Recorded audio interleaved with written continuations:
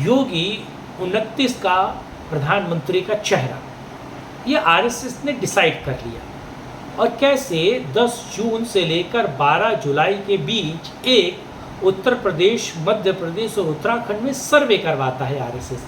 और वो सर्वे क्या कुछ कहता है, कैसे एक लंबी लकीर खींचने को योगी बेताब है। और साथ ही साथ आरएसएस और तमाम वो इंटेलेक्चुअल तबका जो किसी वक्त पर नरेंद्र मोदी के साथ खड़ा था, आज वो योगी के साथ खड़ा होता हुआ दिखाई दे रहा है। और उसकी कवायतें या फिर कहा जाए उसकी सुगबुगाहट शुरू हो गई है। और अगर मैं कह रहा हूँ योगी फॉर 2029 पीएम पद, तो इसके पीछे की खबर क्या है, इस पूरी खबर का विश्लेषण विस्तार पूर्वक अंत तक देखिए।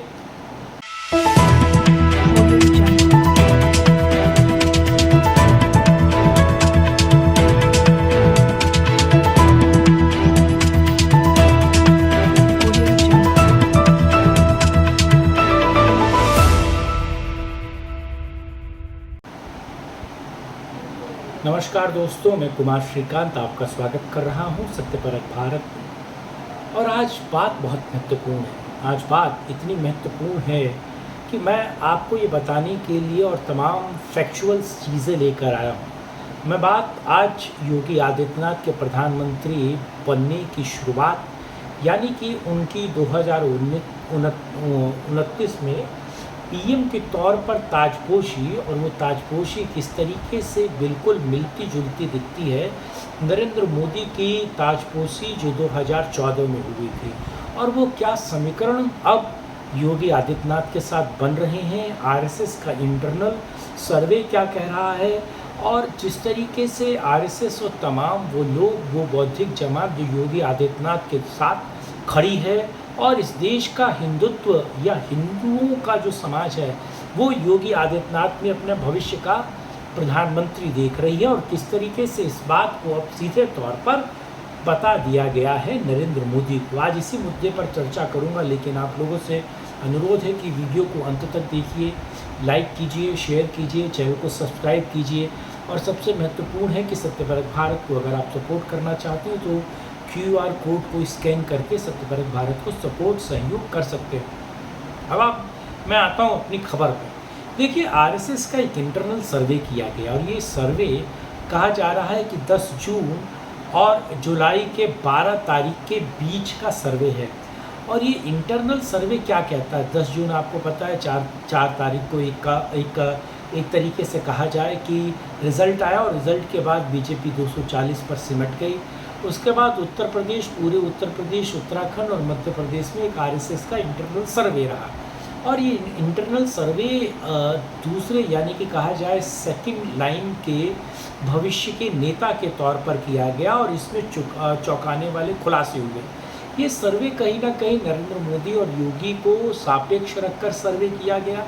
और इस सर्वे को सीधे तौर पर कहा जा रहा है, जो खबरें निकल कर आती हैं, कि जो हिंदुत्व के मानने वाले हैं, जो भविष्य की राजनीति को जानने वाले हैं, उन्होंने सीधे तौर पर मैच किया, और मैचिंग में चीज़ें निकल कर आई कि नरेंद्र मोदी से बेहतर राजनेता योगी आदित्यनाथ साबित हो रहे हैं। क्यों? योगी आदित्यनाथ स्पष्टवादिता के साथ अपनी बात कहते हैं। योगी आदित्यनाथ हिंदू कोर वोटर्स को सीधे एड्रेस करते हैं।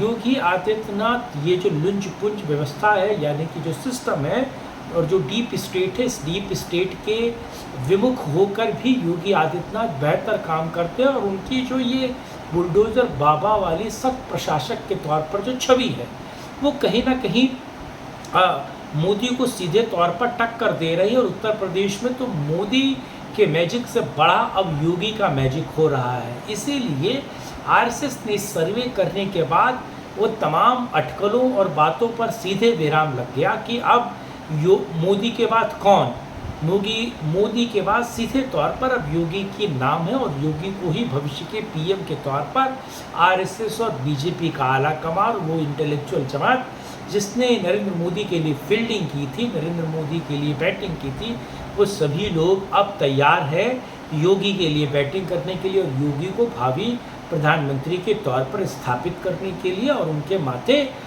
सीधे तौर पर प्रधानमंत्री का चेहरा बनाने के लिए। और दूसरा एक और महत्वपूर्ण विषय, देखिए 2002 में, या फिर मैं कहूँ सीधे तौर पर 2008 के आसपास अगर आपने देखा हो, और 2004 में भी अगर आपने देखा हो, तो 2004 में आपने देखा किस तरीके से योगी या फिर नरेंद्र मोदी की उपेक्षा की गई थी उस वक्त, और गुजरात में बीजेपी की करारी हार हुई। 2004 के इलेक्शन में अगर आपको याद हो तो किस तरीके से उपेक्षा की गई, और उपेक्षा के कारण सेंट्रल कमांड ने सब कुछ अपने हाथ में लिया, और उस वक्त के नरेंद्र मोदी के चेहरे को साइडलाइन करके करारी हार का सामना बीजेपी को करना पड़ा लोकसभा में। वही 2024 में हमने देखा, जब आप योगी के चेहरे को साइडलाइन करते हैं और योगी के अनुसार उत्तर प्रदेश में सीटें डिसाइड नहीं करते, मेंबर ऑफ पार्लियामेंट्स नहीं डिसाइड करते, तो आपको करारी हार का सामना करना पड़ता। और वो योगी का कौशल और नरेंद्र मोदी का कुछ कहा जा सकता है कि बेहतर रणनीति रही, या बीजेपी की बेहतर रणनीति रही कि 340 तक तो कम से कम बीजेपी वाले आ पहुँचे, कैसे भी खींच खाच के।